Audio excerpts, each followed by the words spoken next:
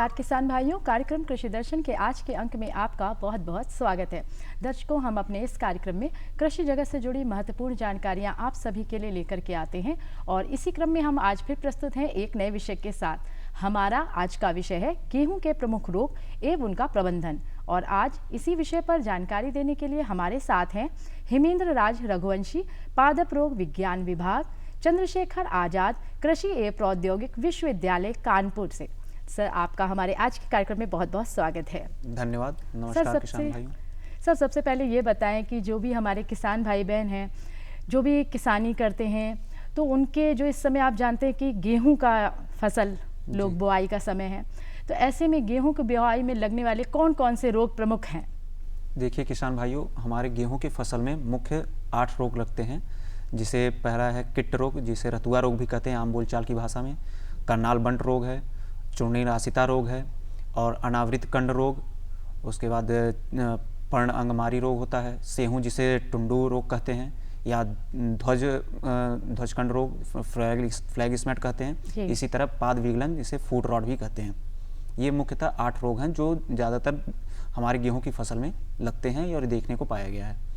जी sir, इनसे बचने के क्या क्या उपाय हैं? हमारे किसान भाइयों को किन किन खास बातों का ध्यान रखना चाहिए? सही समय पर ऐसे कौन कौन से प्रबंधन करने चाहिए कि हमारी जो फसल है उसमें जो है कोई भी रोग ना लग सके? हमारे किसान भाई तो जानते ही होंगे कि अब वो खरीफ फसल की कटाई कर चुके हैं और रबी फसल की बुआई के लिए तैयारी कर रहे हैं। तो बुआई के समय से ही किसान भाइयों को ये चीज़ ध्यान रखना चाहिए कि बुआई जब भी करें तो पहली बुआई थोड़ी गहरी बुआई कर दें, जिससे जो हमारे कवक हैं या जिनको हम फफूंद कहते हैं, उनके जो स्पोर हैं वो अगर मिट्टी में है तो अगर गहरी जुताई करने से उन पे जब सूर्य की रोशनी पड़ेगी तो वो नष्ट हो जाएंगे। ये एक जैविक तरीका हो गया। उसी तरह और उसके बाद 3-4 और जुताई करते हैं जिससे मिट्टी को और भुरभुरी बनाते हैं। और इसके साथ साथ ही और कुछ रासायनिक विधियाँ भी अपना सकते हैं और तरह तरह के फंजीसाइड जैसे कीटनाशक आते हैं बाज़ार में, उसका भी प्रयोग कर सकते हैं। और इसके साथ जब ज़मीन की देखभाल के बाद उसी के साथ साथ हमारे किसान भाई बीज शोधन भी कर सकते हैं। बीज शोधन में आप जैविक तरीके भी अपना सकते हैं और रासायनिक तरीके भी।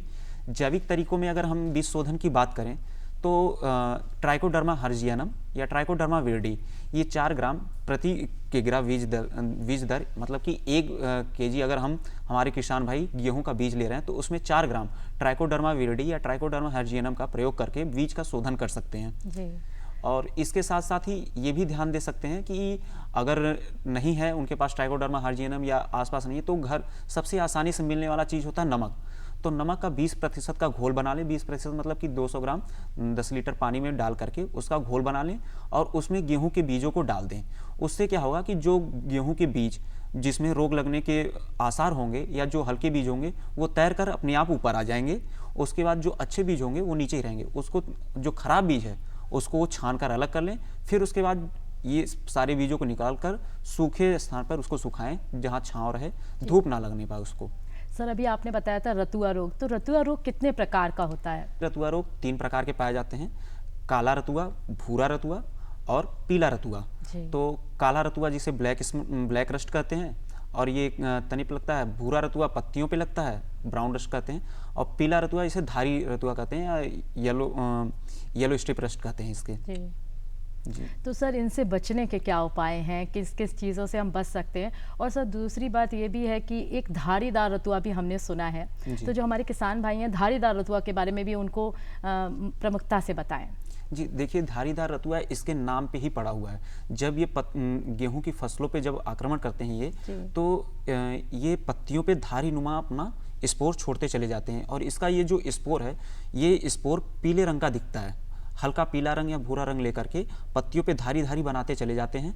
इसको किसान भाई बड़े आसानी से पहचान सकते हैं क्योंकि ये पूरी पत्तियों को एक धारी में परिवर्तित कर देते हैं। और इसके साथ ही ये जो धारीदार रतुआ रोग है इसके प्रकोप तब बढ़ता है जब हमारे वातावरण में जो तापमान है वो 16 से 18 डिग्री सेल्सियस के बीच में अगर देखा जाए या अनुमानित ये पाया जाता है तो इसका प्रकोप और बढ़ जाता है। और इसलिए ये ज़्यादातर उन्हीं इलाकों में पाया जाता है जहाँ जो हमारे कुछ देश के पहाड़ी जो इलाके हैं, जैसे हिमाचल प्रदेश हो गया या उधर जम्मू कश्मीर साइड, इधर जो एरिया हैं, इन सभी क्षेत्रफलों में इसका रोग ज़्यादा देखने को मिलता है, पहाड़ी क्षेत्रों में। मतलब बर्फीली जगहों पे कह सकते हैं जहाँ पे थोड़ा सा सर्दी का माहौल होता है, हाँ, वहाँ धारीदार रतुआ का ज़्यादा प्रकोप आ सकता है। और अगर एक बार ये प्रकोप आ गया तो ये हमारी फसल को 100% तक नुकसान पहुंचा सकता है, नष्ट कर देता है। जी सर, सर्दी का मौसम है हमारे उत्तर प्रदेश में भी, शुरुआती सर्दी शुरू हो चुकी है, दीपावली हो चुकी है, तो कहीं ना कहीं ऐसे में हमारे किसान भाइयों को किन किन चीज़ों का ध्यान रखना चाहिए? बुवाइयाँ भी शुरू हो चुकी हैं, किस प्रकार से जुताई करें, सिंचाई करें, गुड़ाई करें, क्या सही समय है? हाँ, देखिए आपने बात किया, ये बहुत बढ़िया सवाल किया है आपने कि दीपावली की बीत चुकी है और हमारा जो ये परिवेश रहा है और हमारी जो उत्तर प्रदेश की जो जलवायु, उत्तर प्रदेश की जो जलवायु है, और जलवायु आप अगर बात कर रही हैं तो जलवायु परिवर्तन इस समय बहुत बड़ी चिंता का विषय बना हुआ है। और सिर्फ अपने प्रदेश के लिए ही नहीं, देश और विदेश और पूरे विश्व के लिए एक जलवायु परिवर्तन एक चिंता का विषय बना हुआ है, क्योंकि ये जलवायु परिवर्तन किसान भाइयों के ऊपर एक दोहरी मार लेकर आया है। दोहरी मार इसलिए क्योंकि किसान भाई तो पहले से ही परेशान रहते हैं कि तरह तरह के रोग लग जाते हैं, पैदावार घट जाती है। अब इसके ऊपर से जलवायु परिवर्तन इन रोगों को और बढ़ा रहा है जी। इन चीज़ों को और बढ़ावा दे रहा है। इसकी वजह से उनकी फसल और उपज में कमी मिल रही है। तो जलवायु के हिसाब से किसान भाई अपने क्षेत्र के जलवायु को ध्यान में रखते हुए रोग प्रतिरोधक जो किस्में हैं तरह तरह की, उनका प्रयोग करें। सबसे पहले तो उस तरह के बीज खरीदें और बीज जो हैं वो सर्टिफाइड सीड ही लें। और यह ऐसा ना करे किसान भाई कि सस्ते बीज के चक्कर में अगल बगल की दुकान से खराब बीज खरीद के लगा दें। बीज का बहुत महत्वपूर्ण रोल है कि अगर आप बीज अच्छे लेंगे तो सही बात है कि फसल भी कहीं ना कहीं बहुत अच्छी होगी।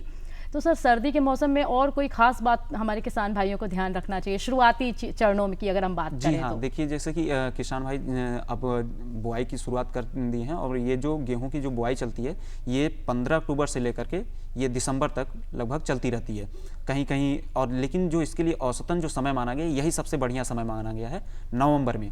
तो इस समय जब खेत की जुताई कर रहे हैं, उसकी बुड़ाई कर रहे हैं, तो ध्यान ये दें कि प्राकृतिक खेती की तरफ ज़्यादा ध्यान देना चाहिए। क्यों? क्योंकि जैसे हमारे प्रधानमंत्री जी भी ने कहा है कि हमें प्राकृतिक खेती की तरफ ज़्यादा अग्रसर होना है, क्योंकि हमारी प्राकृतिक खेती ये हमारी संस्कृति में रहा है और इसको अब हमें आदत बनाना है, जो कि हम भूल चुके थे। और ये प्राकृतिक खेती का इतना अच्छा ये है कि हमारी प्राकृतिक खेती करने में हमें कुछ अलग से नहीं देना पड़ता है, वो सब कुछ प्रकृति पहले से दे रखी हुई है। जैसे गाय का गोबर, गौमूत्र हो गया, पंचगव्य जिसे कहते हैं आजकल, इन सब का प्रयोग करने से किसानों को बहुत ज़्यादा लागत नहीं लगानी पड़ती है, जबकि इसका प्रभाव ये पड़ता है कि हमें उपज उतना ही मिलता है, उपज में कोई कमी नहीं आती है। किसान भाई हमारे डरते हैं कि कहीं ऐसा ना हो कि प्राकृतिक खेती करने से उनकी उपज कम हो जाएगी, हो सकता है उनकी लागत ज़्यादा लग जाए तो उतनी उपज नहीं मिल पाएगी। लेकिन ऐसे ये सब बातें सिर्फ भ्रांतियाँ हैं मन की, ऐसा कुछ है नहीं। और इसी के साथ में ये भी ध्यान रखना चाहिए कि जब शरद ऋतु आ रही है तो जो गेहूं की फसल है, गेहूं की फसल को अगर बहुत ज़्यादा ठंडी भी मिल गई तो सही से बाली भी नहीं बन पाएगी। तो और उसके लिए सही सिंचाई करना चाहिए समय समय पर। जैसे कि पहली सिंचाई 20 दिन पे करनी चाहिए, फिर उसके बाद दूसरी सिंचाई 40 दिन या 45 दिन पे, तीसरी सिंचाई 60-65 दिन पे, इसी तरह चौथी सिंचाई 80-85 दिन पे। और मुख्यतः देखा गया कि 3 से 5 सिंचाई में फसल तैयार हो जाती है गेहूं की फसल। करनाल बंट रोग क्या है, इसके बारे में प्रमुखता से हमारे किसान भाई बहनों को बताएं। किसान भाई, जैसा कि इसका नाम दिया गया है करनाल बंट रोग, और इसको सबसे पहले हरियाणा के करनाल जिले में खोजा गया था 1931 में, और वो भी गेहूं के ऊपर खोजा गया। तो करनाल बंट में होता क्या है कि करनाल बंट में जो हमारी बालियां बनती हैं, ये बीज जनित रोग है। तो इसमें जो करनाल की जो माफ़ करिएगा, जो गेहूं की बालियां हैं, गेहूं की बालियों में जो दाने आते हैं उसमें भूरे रंग के चूर्ण भर जाते हैं, जिसकी वजह से। और जब आप इसको पहचानने का सबसे आसान तरीका ये होता है कि आप जब अपने फसल के पास पहुंचेंगे और देखेंगे तो उसमें जैसे आपकी फसल से एक सड़ी हुई मछली की दुर्गंध आता है। वो दुर्गंध इसी वजह से, क्योंकि ये जो करनाल बंट है वो एक तरह का रसायन छोड़ता है। ये उस रसायन की ये जो बदबू होती है वो सड़ी हुई मछली की जैसी आती है। तो इसको पहचानना बड़ा आसान रहता है कि हाँ, ये हमारी जो फसल है इसमें करनाल बंट लगा हुआ है। जी सर, हम लोग उत्तर प्रदेश में रहते हैं, तो क्या इसका जो प्रकोप है वो उत्तर प्रदेश में ज़्यादा तो नहीं? करनाल बंट का प्रकोप हमारे उत्तर प्रदेश में तो अभी इतना ज़्यादा नहीं देखा गया है। ये बहुत ज़्यादा से ज़्यादा 8-10% क्षति पहुँचाता है। लेकिन ये 8-10% क्षति भी मायने रखती है। तो उससे अच्छा ये है कि हम पहले से ही बीज शोधन कर लें। हाँ। बीज शोधन करने के बाद या तो रोग विरोधी प्रजातियां ही लगाएं, और ये सारे उपाय अपना करके ही किसान भाई करनाल बंट से बच सकते हैं। सर, करनाल बंट की ही बात नहीं, और भी जो आपने रोग बताए उनका एक सही समय होता है नियंत्रण रखने का, कि शुरुआती दौर पे क्या करें, फिर जब फसल आपकी उग जाए तब क्या करें, खेती पर क्या करें। तो ये कहीं ना कहीं हमारे किसान भाइयों को ज़रूर बताएं कि सही समय पर किस तरह से उस चीज़ों को अगर हम नियंत्रण ही कर लेंगे तो कहीं ना कहीं जो हमारी फसल है वो रोगों से मुक्त रहेगी, और उसका कहीं ना कहीं हमारे किसान भाइयों की आय पर भी प्रभाव पड़ेगा। अच्छे दामों में वो बिकेगी तो उन्हें अच्छा मुनाफा भी प्राप्त होगा। जी, आपने बहुत बढ़िया प्रश्न किया है। और तरह तरह के जो रोग होते हैं, जैसे हमने अभी बताया था, तो ये रोगों पे होता है असर कि रोग किस अवस्था में, गेहूं की फसल की किस अवस्था पे कौन सा रोग असर कर रहा है। कुछ रोग ऐसे होते हैं जो बीज से ही शुरू हो जाते हैं, इसलिए उनका बीज शोधन हमने बताया कि उनका बीज शोधन करना जरूरी है। कुछ होते हैं कि फसल अभी बढ़ रही है या सिर्फ अपने पूरी तरह से भी बढ़ नहीं पाई है, तो उस समय भी कुछ रोग रखते हैं, जैसे रतुआ रोग हो गया या पर्ण अंगमारी रोग हो गया, अल्टरनेरिया से जो लगता है। ये सब जब कहीं ना कहीं सर अगर भूमि पर भी ध्यान देना चाहिए। हम कहते हैं किसान भाइयों को कि भूमि को जो है अगर अच्छे से उसको तैयार करेंगे, जुताई से या सिंचाई से, जिस भी तरीके से, तो कहीं ना कहीं वो जो रोग हैं वो पहले से ही, हमारी जब ज़मीन स्वस्थ होगी तो उपज भी अच्छी होगी। बिल्कुल, देखिए जब ज़मीन स्वस्थ रहेगी तो जाहिर सी बात है कि बीज उसमें जो जाएगा वो भी स्वस्थ रहेगा, और हमें अलग से, हमारे किसान भाइयों को कुछ उसमें ज़्यादा लागत नहीं लगानी पड़ेगी। इसलिए भूमि शोधन भी अति आवश्यक हो जाता है। भूमि शोधन आप जैविक तरीके से भी कर सकते हैं और रसायन तरीके से भी, दोनों का तरीका अलग अलग है। तो मेरा नेक्स्ट क्वेश्चन ही यही था कि जैविक क्या है नियंत्रण करने का तरीका, और अगर हम बात करें रासायनिक तरीकों की तो वो रासायनिक तरीके कौन कौन से हैं? जैविक तरीके में देखिए, सबसे तो आसानी से हमारे पास जो मिलता है वो गोबर की खाद, जिसको FIM कहते हैं। तो किसान भाई जब भी खेत की आखिरी जुताई करें, तो आखिरी जुताई करने से पहले किसान भाई जो गोबर की खाद है, जो 15 से 20 कुंटल प्रति हेक्टेयर का हम यूज़ कर सकते हैं, तो उसके प्रयोग से पहले जो एक जैविक कीटनाशक आता है ट्राइकोडर्मा, जिसकी हम अभी कुछ देर पहले बात कर रहे थे, ट्राइकोडर्मा लेकर के हम 2 से 3 किलो ट्राइकोडर्मा ले लें और 2 से 3 कुंटल खाद लेने पर उसका उस पर छिड़काव कर दें, और फिर उस पर हल्की नमी बनाए रखें। तो कुछ दिनों बाद, 8-10 दिनों बाद आप देखेंगे कि ये जो ट्राइकोडर्मा है ये पूरी तरह से एक हरे रंग की चटाई नुमा पूरे उस हमारे जो खाद है उसको ढक लेता है।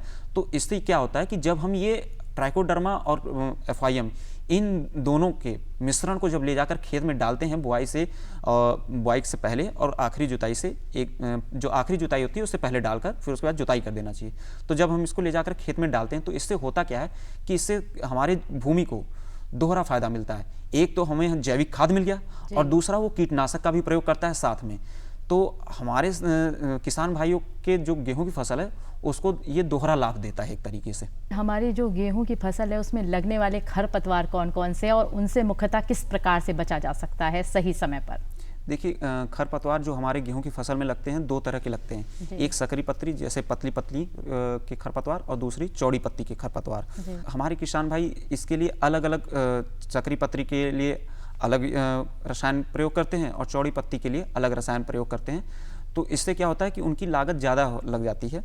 तो इन सब से बचने के लिए ये किया जा सकता है कि क्यों ना हम सकरी पत्ती और चौड़ी पत्ती दोनों के लिए एक ही बार दवा डालें रसायन। उससे दोनों तरह के घास और ये जो है घास फूस, इन पे रोकथाम लगाया जा सकता है। खरपतवार जो भी है उन पे रोकथाम लगाया जा सकता है। उसके लिए होता क्या है, पेंडिमेथलिन 30% EC की 3 लीटर पानी में, और इसको 300 लीटर पानी में मिला करके घोल तैयार करके छिड़काव करना चाहिए। और ये बुआई के 3 दिन के अंदर करना चाहिए। जब किसान भाई गेहूं की बुआई कर लिए हैं तो उसके 3 दिन के अंदर इसका छिड़काव करना चाहिए। इससे हमारी जो सकरी पत्ती और चौड़ी पत्ती है दोनों तरह के खरपतवारों पर रोकथाम पाया जा सकता है। सर, हमारे जो किसान भाई बहन हैं सभी खेती किसानी करते हैं, सभी अनुभवी होते हैं, लेकिन कहीं ना कहीं एक सही समय कैसे पता करें कि हमारी जो फसल है, परिपक्वता की अगर बात करें तो गेहूं की परिपक्वता का क्या सही समय है और किस तरह से वो उस चीज़ की जानकारी करें? क्योंकि अगर सही समय पे कटाई, बुवाई, इस तरह के कार्य वो करेंगे तो उसका सीधा असर उनकी फसल पर पड़ेगा और उनकी फसल अच्छी होगी तो उन्हें मुनाफा भी अच्छा पैदा होगा। देखिए कटाई बुआई और ये तो मायने रखता ही है, लेकिन हमारी फसल कब परिपक्व हुई है ये तो इस बात पे निर्भर करता है कि हमारे किसान भाई कौन सी प्रजाति प्रयोग किए थे और कब वो उसकी बुआई किए थे। बुआई और प्रजाति ये दोनों चीज़ें निर्भर करती हैं कि हमारी फसल कब परिपक्व हो चुकी है। लेकिन एक आम तौर पे ये देखा गया है कि 15 मार्च से 15 अप्रैल के मध्य में हम कटाई कर सकते हैं, क्योंकि इस समय जो गेहूं की बालियों के अंदर की जो दानों की जो नमी होती है वो 13 से 15% तक बच रहती है और इतना ही नमी उनके अंदर होना चाहिए, इससे ज़्यादा नहीं होना चाहिए। अगर 13 या 15% से ज़्यादा अगर गेहूं के दानों में नमी पाई जाती है तो बाद में उस गेहूं के दानों में सड़ने की पुष्टि की गई है कि गेहूँ के दाने जल्दी खराब होते हैं भंडारण में। जी, और भंडारण किस प्रकार से करना चाहिए? देखिए भंडारण करने के लिए सबसे अति आवश्यक चीज़ है कि आप जहाँ पे भंडारण कर रहे हैं वहाँ पर भी कभी-कभी रोग लग जाते हैं। जी जी बिल्कुल। तो वहाँ पे रोगों से बचने के लिए आप पहले की एक तरह से रोगान का प्रयोग कर सकते हैं। रोगान का छिड़काव कर दीजिए। जब रोगन का छिड़काव कर देंगे तो रोगन के छिड़काव से जो तरह तरह के जो रोग लगने वाले होंगे उन रोगों से भी बचा जा सकता है भंडारण में। सर, आप हमारे आज के इस कार्यक्रम में आए, आपने इतनी महत्वपूर्ण जानकारियाँ हम सभी के साथ साझा की, इसके लिए आपका बहुत बहुत धन्यवाद। धन्यवाद। तो किसान भाइयों, यदि आपने आज हमारे एक्सपर्ट सर की बात को ध्यानपूर्वक सुना होगा तो निश्चित ही आप लाभान्वित होंगे। अगले अंक में फिर होगी आपसे मुलाकात, तब तक के लिए दीजिए अनुमति। नमस्कार।